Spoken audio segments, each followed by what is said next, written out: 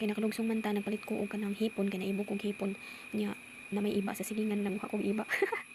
Bitaw magluto day ko karon og pansit og hipon, ginisang hipon. Kuya wag nawang suksiya, fresh na fresh man char. Unya sugdan na ni natog orimos ning atong lutoon no.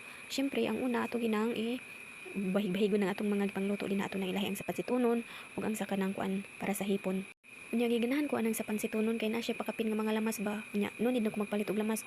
So before ta magluto kinahanglan ato gina siyang hiwa-hiwaon ang mga lamas kay para dali ra siya inigluto nato no. So kanang hipon ato ginang hugasan og tarong kay para dili siya parat kaayo ba. Ang una day na akong lutuon is ang pansit kay para makakaon ang akong anak ining kahuman. Unya ato dayon nang gisahon ang mga lamas, pagkahuman isunod dayon ang sardinas ug gisa. Dayon ato nang butangan og tubig pero dili na pud kayo daghan nga tubig no sakto-sakto ra kay dili masakugan ang pansit nga naisabaw. O kana bang magsabaw na lang pud ay sa tawag anay kanang maglabi sa sabaw ba.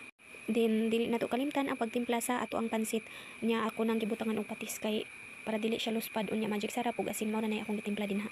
Samtang nagpaabot na din ang bukal aw mag-exercise at kadali kay para kuan mo siksita gamay char sana all siksi hahaha.